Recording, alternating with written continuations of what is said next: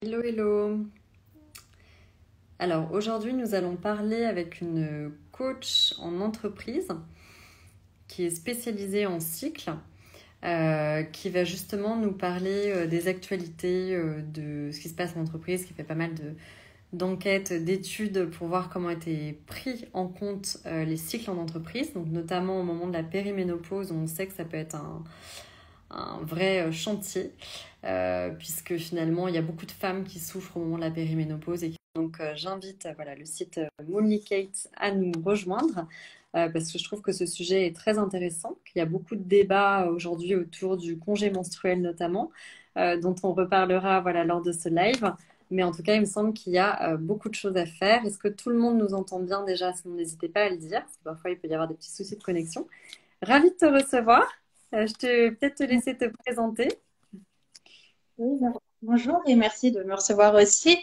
Je suis Héloïse, donc j'ai créé Moonlicat et c'est pour accompagner les entreprises et les femmes sur les sujets de la sensibilisation autour du cycle menstruel et des règles. Donc ça va être des conférences de sensibilisation ou des ateliers et formations justement sur ces enjeux-là. Est-ce que tu peux nous expliquer un petit peu pourquoi tu es venue à te positionner justement en coach autour des cycles en entreprise? Tout simplement par expérience. Enfin, du coup, moi, j'ai vu à tel point ça a impacté. Ça fait à peu près 3 ans et demi que je suis le mien. Et donc, je sais à tel point ça a impacté mon cycle et ma manière de travailler. Enfin, je sais que je l'utilise énormément dans ma manière de travailler. Et quand j'en parlais à mes collègues, aucune ne savait qu'elles étaient cycliques et le fonctionnement des femmes. Donc, je dis que c'est un réel enjeu pour les entreprises. On a tendance à gommer ça, alors qu'effectivement, il y a des choses un petit peu physiologiques, même si c'est compliqué, hein. C'est pas du one size fits all, mais de toujours se connaître et comprendre comment ça marche, ça peut vraiment impacter les performances. Il y a un vrai sujet, on est en train de le voir de plus en plus. Nous, on a la chance de participer à des cercles de femmes, notamment avec le Women's Forum, en fait, qui discutent notamment les transitions autour de la midlife. Et il y a un énorme sujet de départ précoce en entreprise aussi autour de la périménopause, puisqu'il y a beaucoup de femmes qui quittent prématurément leur emploi parce qu'elles trouvent que la périménopause, qui est une phase qui peut être vraiment difficile à vivre et qui, je le rappelle, dure voilà, de 7, enfin de 5 ou 3 ans pour les plus chanceuses, jusqu'à quelques dizaines d'années, en tout cas 10-15 ans pour certaines. Donc c'est une phase où il est d'autant plus important de comprendre son cycle et apparemment il y aurait en Europe presque enfin, des centaines de milliers de départs prématurés pour des femmes autour de la cinquantaine parce que qui ont l'impression de vivre ça de manière un petit peu honteuse. Donc c'est fort dommage parce que c'est un âge où en plus il y a de l'expérience et où la femme peut être potentiellement extrêmement productive. Alors, quels ont été tes grands enseignements, toi, sur comment on peut adapter son cycle, comment on peut gérer, apprendre à mieux gérer son cycle par des exemples concrets dans l'entreprise? Et quelles seraient, voilà, tes premières principales idées pour aider au niveau des entreprises à améliorer cette prise en compte? Bah, déjà, la première, c'est de prendre en compte que les femmes sont cycliques et que c'est normal du coup d'avoir des hauts et des bas et que c'est normal d'être moins productive et moins dans une phase haute juste avant les règles ou pendant les règles et que c'est juste le cycle. Et déjà prendre conscience de ça, c'est pas mal parce qu'il y a plein de femmes, elles se culpabilisent parce que justement elles sont moins bonnes à ce moment-là, parce que la société, parce que tout le monde exige qu'elles soient Mm. performantes et tout ça. Oui, mais par contre, si tu dis ça à un employeur, ça va pas du tout le convaincre. C'est-à-dire que comment il faut essayer de faire passer les choses pour justement... Parce que moi, je pense qu'il n'y a pas un moment où on est moins bonne pendant le cycle. Ça veut dire on a des sensibilités différentes et il y a des moments où on va être plus apte à, par exemple, faire passer des entretiens en one-on-one. Je sais pas si tu as lu In the Flow, qui est un livre un peu référence là-dessus, qui est hyper intéressant. C'est un livre qui explique justement le cycle aussi, pareil, de comment on l'utilise mieux en entreprise. Et elle explique qu'il y a des moments où en fait il faut savoir que bah, cette phase-là du cycle, si on se connaît bien, qu'on est nos dates, bah, c'est un moment plus propice à l'empathie, à la sensibilité, donc peut-être plus à faire des entretiens en one-on-one. Et puis, donc, en fait, il n'y a pas des moments où on est moins productif, il y a des moments où on va être moins apte à telle action et plus apte. Et je pense que c'est ce qui fait toute la richesse et la force de la femme, en fait. Il faut le tourner en positif. Parce que si tu vas en entreprise, tu dis, alors il y a des moments où on va être moins productif, je pense que mais que justement, comment tu intégrerais ça? C'est ça qui est intéressant. Bah, du coup, c'est moins productif dans le sens, par exemple, moins de sociabilisation. Par exemple, du coup, Ouais. dans les phases, la première phase, donc les règles, ça va être plus une phase d'introspection, de réflexion, et par exemple, visualiser ses projets pour le mois. Et donc, ça va vraiment être plus visualiser, être faire Dans la réfléchir projection, quoi. Mm. moi, ça vraiment en soi. Après, Mhm. la deuxième phase, ça va être beaucoup plus sur l'action. Et donc, vraiment passer à l'action. Alors, on aura un pic de productivité. C'est notre Wonder Woman puissance 1000. Et Mm. ensuite, c'est la phase d'ovulation. Ça va être plus une phase de sociabilité, d'empathie, d'être avec les autres et tout ça. Et après, Commercial. euh, Phase commerciale, on va voir les autres, on va vers les autres. Mm. vraiment hyper extériorisation. Et après, la dernière phase, donc, qui est moins productive, mais il y a d'autres avantages. Par exemple, l'esprit critique, plutôt que de le tourner vers soi et Donc de se ça, dire, c'est quand on a ces règles, hein, de cette phase dont tu parles, la dernière phase. D'accord, syndrome prémenstruel, c'est un peu le syndrome prémenstruel. Après, d'accord. ça dépend des femmes, mais de toute façon, chaque femme est étudiée comme Mm. chaque cycle. Donc voilà, mais c'est à peu près vers la fin, juste avant les règles et les premiers jours des règles. En fait, ça Mm. dépend des femmes. Mm. Du coup, là, on va avoir un esprit critique beaucoup plus marqué. Du coup, plutôt que de l'utiliser sur soi, plutôt de l'utiliser sur les projets et voir les axes d'amélioration pour les projets. C'est une phase où aussi on a énormément de créativité et de fulgurance où en fait notre pensée est beaucoup plus organique. Du coup, on va beaucoup plus penser à des choses qu'on n'aurait pas pensé avant. Et tout ça. Enfin, il y a des points forts et des points faibles dans chaque phase, mais du coup, il Mm. faut justement en apprenant à fonctionner avec son cycle, c'est connaître les points forts de chaque phase pour justement les exploiter au maximum et être encore plus performante à ce moment-là, quoi. Et alors, qu'est-ce que tu conseilles pour qu'on apprenne à repérer cette phase, et ces phases d'ailleurs, et à organiser l'agenda au mieux? Moi, je sais que j'avais parlé avec une autre coach en entreprise, c'était hyper intéressant, qui me disait que justement les cadres féminines dans des entreprises, justement des grosses entreprises et tout, avaient tendance parfois à modifier certaines réunions en disant bah, je serais plus apte quand c'était une grosse réunion, même en phase de périménopause qui va être un peu plus compliquée parce que bah, par définition les cycles sont plus irréguliers, arriver comment dire, modifier un peu leur agenda pour s'adapter le mieux possible à ces phases. Alors, tout n'est pas toujours faisable parce que, comme tu dis, en plus, chacun va avoir des cycles différents. Donc, mais qu'est-ce que tu pourrais donner justement comme petit conseil? D'abord, on apprend à se connaître soi-même, on tient un carnet de notes. C'est ça, on apprend à s'observer et avec le cycle, c'est à peu près 3 cycles menstruels pour apprendre à connaître vraiment son propre cycle. D'accord. Après, les 4 phases, c'est les grandes généralités, des moyennes générales. Mais après, c'est vrai que c'est mieux de s'observer soi et de prendre note chaque jour, ou en tout cas les jours où il y a des choses marquantes, se dire, ah tiens, aujourd'hui j'étais plus irritable, ah aujourd'hui j'étais plus productive pour faire ça. Et à force, bah, du coup, on va avoir une base de données pour savoir quelle phase où on est plus productive et où on est moins productive pour certaines choses. Et après, se dire, OK, du coup, telle tâche, et bah, du coup, je peux mieux les mettre dans tel endroit.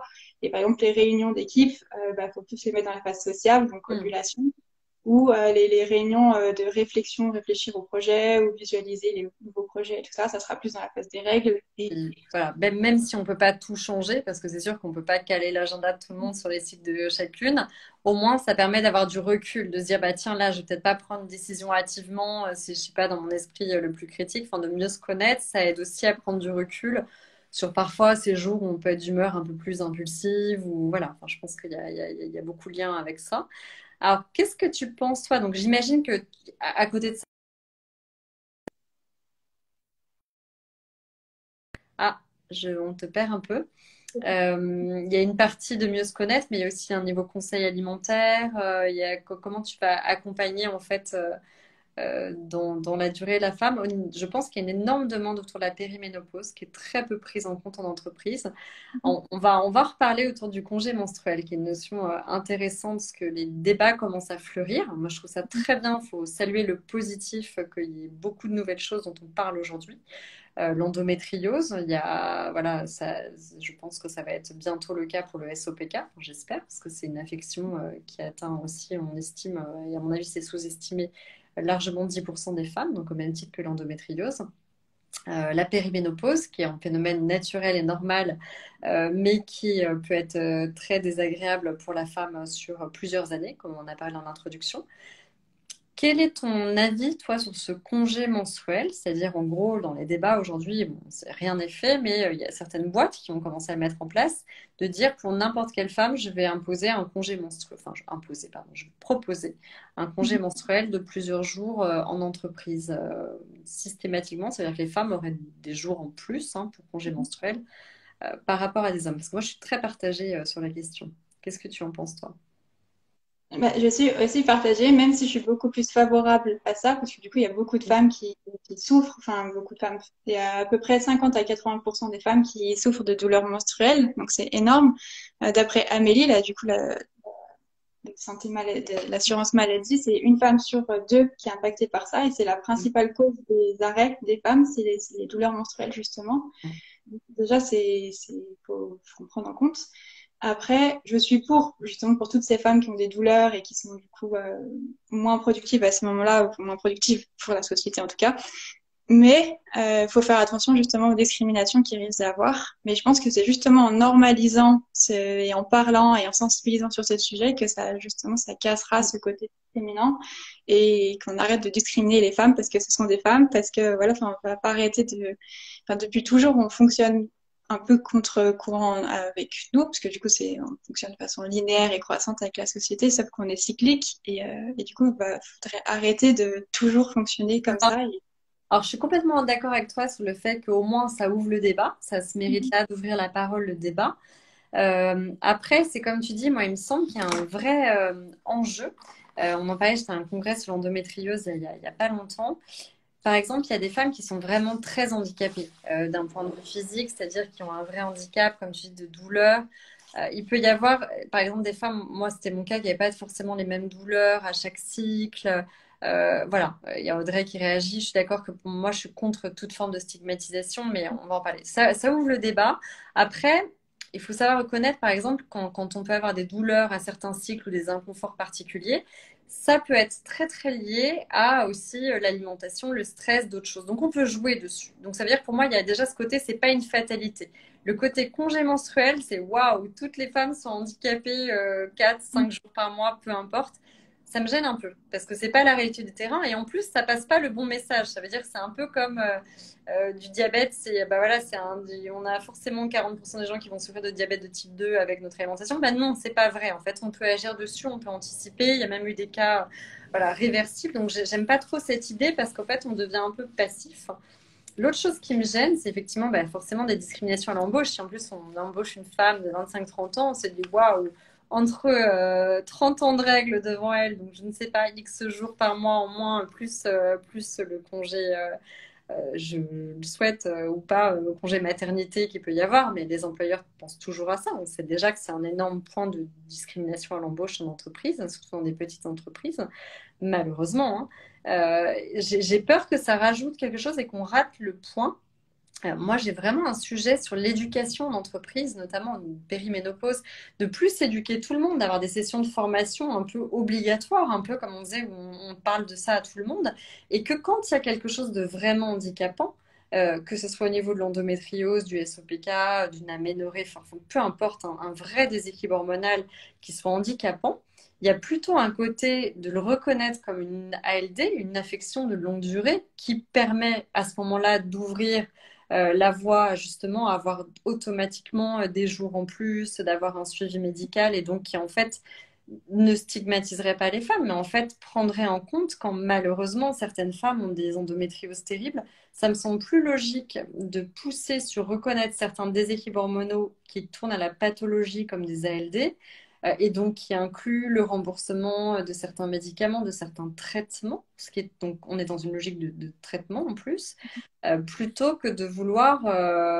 faire croire que toutes les femmes doivent en souffrir tous les mois. C'est ça qui me gêne un peu et qui en plus pourrait être discriminant à l'embauche. Je sais pas ce que tu penses, mais Oui, oui, je comprends et j'entends totalement et je suis totalement d'accord avec ça. Après, ça veut pas dire, enfin, du coup, moi, quand j'en parle aux gens, la plupart disent je suis favorable, c'est pas pour autant que je les prendrai et c'est juste se dire au cas où, bah, ouais. du coup, ça va pas m'impacter sur mon salaire, ça va pas me prendre un jour de congé, ça va pas me prendre ça, sans forcément dire on va le prendre. Et, enfin, par exemple, je lisais l'équipe Louis, qui est une des entreprises qui a instauré ça. Elle disait que pour l'instant, dans l'article qu'elles avaient écrit, que pour l'instant, personne n'avait encore profité de ce congé parce que justement, ça n'avait pas eu besoin et on n'a pas forcément nos règles pile à ce moment-là. Enfin, c'est juste se dire au cas où, c'est juste peut-être un filet de sécurité, mais c'est pas forcément que toutes les femmes vont le prendre, c'est pas tout à fait, voilà. Ouais. Mais après, Non, la non, non, sensibilisation permet aussi ça. comme, voilà, comme c'est, puis là, c'est encore des initiatives. Moi, j'ai peur, alors, pas forcément qu'il y ait des abus, parce que je pense que les femmes se sentiront tellement valorisées, enfin, on le voit hein, d'ailleurs au niveau du congé maternité et tout ça, bah, finalement, quand on regarde les stats, il y a très peu d'abus parce qu'on sait que enfin, en tout cas en France, quand on lève un petit doigt enceinte, on peut se faire arrêter facilement. Et en fait, la réalité du terrain, et c'est très valorisant pour les femmes, c'est qu'il n'y a pas beaucoup d'abus. Donc je pense que ça peut faire la même chose du côté congé menstruel, mais je sais aussi à quel point ça peut aussi potentiellement biaiser les choses dans les petites entreprises. Si bah, potentiellement je perds voilà, quelques jours par mois, alors que effectivement dans les cas d'affection longue durée des choses, c'est des choses qui peuvent rester anonymes, impactent pas, enfin bref. Donc,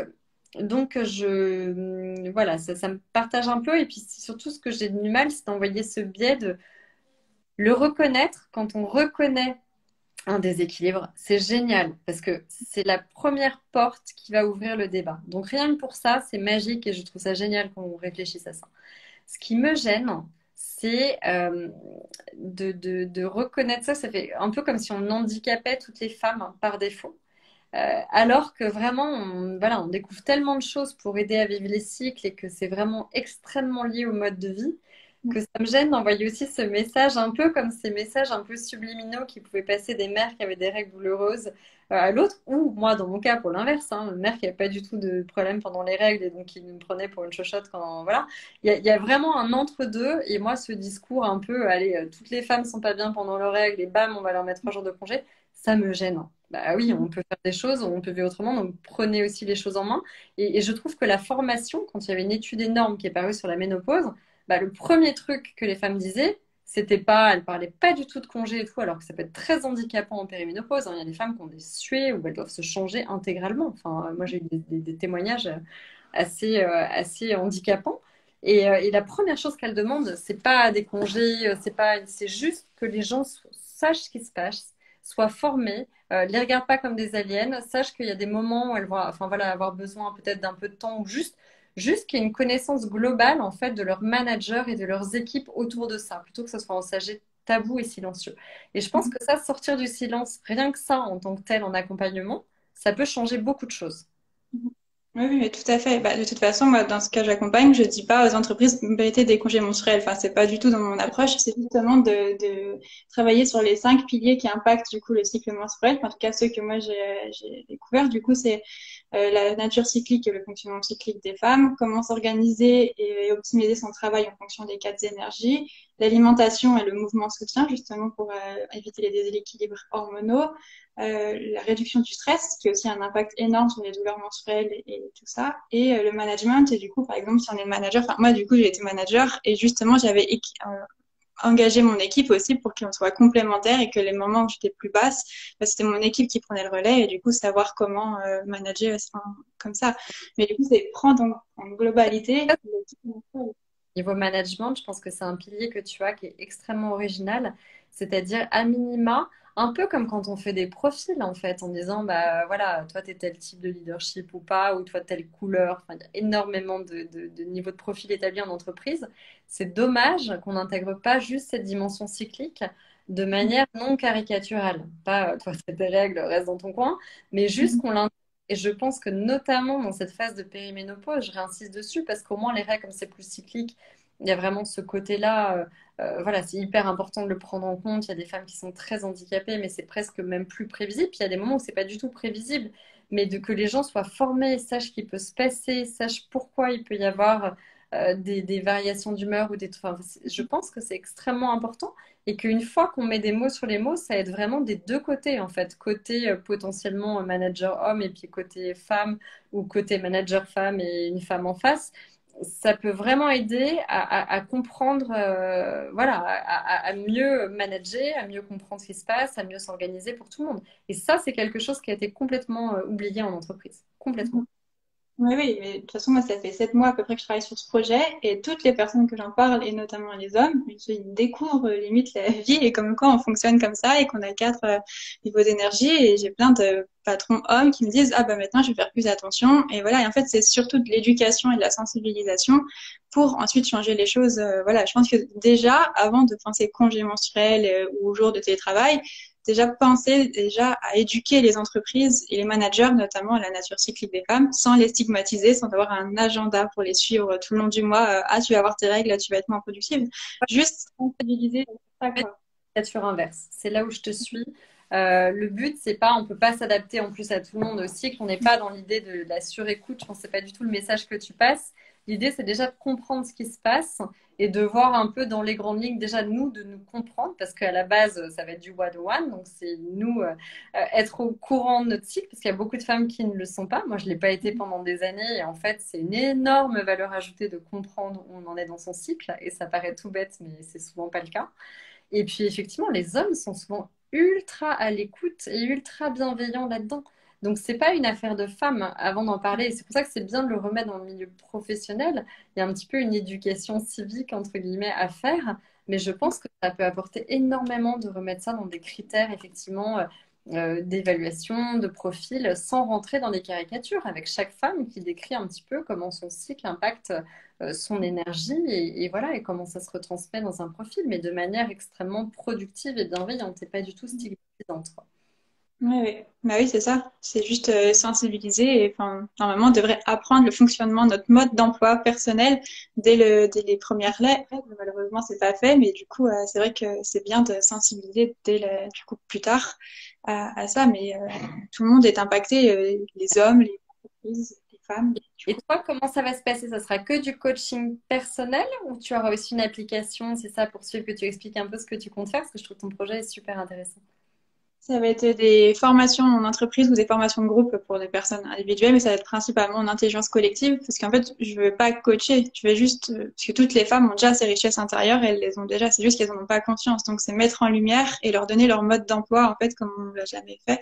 Et du coup, mettre en lumière tout ça et comprendre comment organiser leur mois en fonction de ça. Et justement, après, je me base aussi sur énormément de méthodes de productivité, optimisation du travail, Mm. et ensuite, Ah, et il à suivre y a avec, des nouveaux, bah, je peux citer In the Flow, qui est assez intéressant là-dessus, mais il y a Mhm. des nouvelles techniques RH. Moi, j'ai une fille super qui s'occupe aussi beaucoup de neurologie niveau RH, gestion des ressources humaines, et on commence à peine à prendre en compte les cycles là-dedans, mais c'est hyper intéressant parce que ça impacte, on le sait, il y a un lien direct avec les neurotransmetteurs, la motivation, énormément de choses autour de ça, et de toute façon, il faut intégrer cette dimension. Mhm. Bah oui, de toute façon, ça impacte la productivité, hein. C'est 80% des femmes qui affirment qu'ils sont moins productives pendant leurs règles. Après, c'est pas dire attention, on est moins productif, c'est juste dire bah alors qu'est-ce que je peux faire à ce moment-là, sans dire de ne rien faire, qu'est-ce que je peux faire du coup qui est dans ma phase forte à ce moment-là pour... Exactement. Comment je peux surtout sortir de ce discours négatif, mais de dire comment je peux optimiser, parce qu'à chaque phase, et je suis désolée, hein, j'insiste là-dessus, mais je me répète de manière... Et comme la périménopause d'ailleurs, j'en retouche juste un mot pour pas prendre trop de temps, mais en fait, plutôt de stigmatiser des douleurs ou des choses sur lesquelles on peut agir et des choses d'humeur, non seulement on peut agir dessus, et puis voilà, il y a des moments où en phase de périménopause ou en phase de règles, si on a tendance à avoir... comme tu disais, l'esprit plus critique, par exemple, pendant les règles, des choses comme ça peut aussi pousser à dire des choses qu'on n'oserait pas dire en temps normal. Il y a toujours un pendant positif de ce qui se passe en négatif. Mhm. Donc, dans cette phase d'orme, tu vois, on a un message qui nous pose la question, bah, typiquement, quand on est un petit peu moins bien, alors tout dépend de la forme que ça prend, ça dépend des femmes. Si c'est plutôt une tendance à la tristesse et en enfermement, c'est pas le moment où il va falloir multiplier les réunions, comme disait Monique. Mhm. Mais en gros, pour moi, sur toute la partie, enfin, il y a beaucoup de femmes qui disent ça, notamment en périménopause, disent j'ai enfin exprimé des choses que je n'ai jamais osé exprimer. Il y a aussi une espèce de d'audace et parfois qui est nourrie par la colère, mais les émotions ne mentent pas. Quand peu là-dedans, bah, il faut justement essayer d'aller plus loin, d'oser dire des choses qu'on ne... Enfin, il y a des leaderships qui peuvent se prendre à ce moment-là, ou alors plutôt se projeter, comme tu disais tout à l'heure, c'est-à-dire on a une phase, comme on a un esprit plus critique, on a peut-être plus de recul sur certains projets, on peut plus faire un petit peu le tri entre les choses. On a toujours un pendant positif de la phase de nos émotions. Une émotion, quelle qu'elle soit, que ce soit même de la colère ou de la tristesse, va nous permettre de faire ressortir des choses. Mais tu as peut-être des choses intéressantes à dire dessus, toi, si tu aurais beaucoup réfléchi.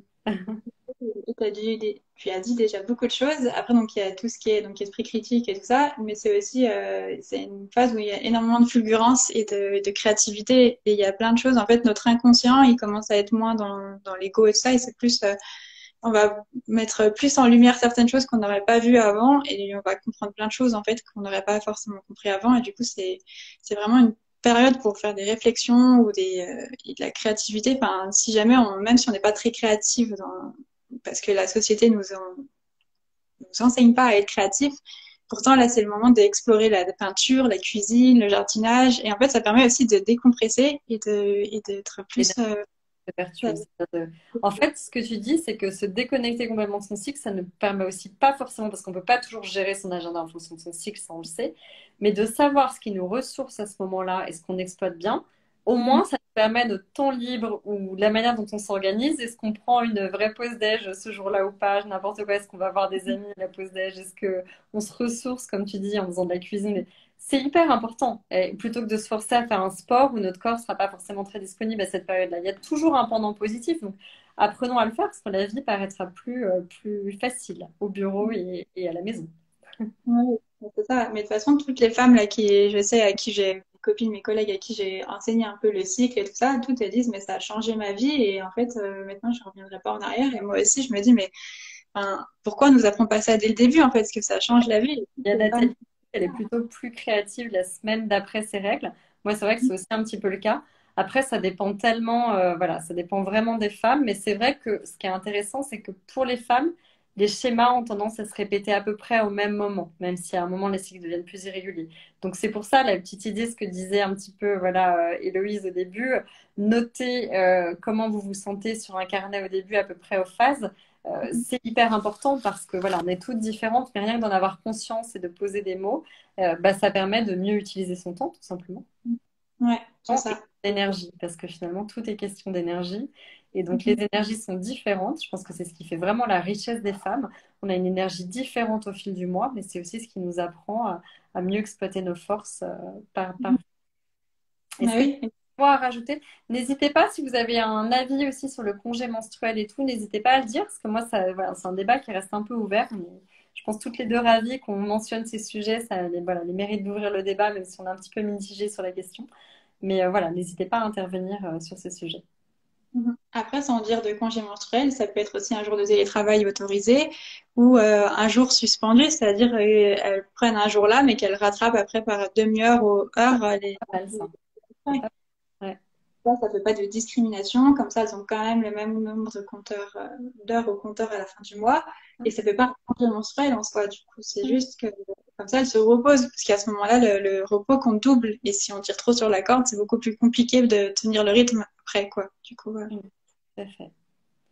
Non, bah écoute, mais merci beaucoup. Bravo pour ton projet qui est vraiment super. Écoute, je pense que les femmes ont hâte de voir voilà, des gens comme toi venir en entreprise et former tout le monde à ça. Et je pense que c'est vraiment un sujet de société à prendre en compte.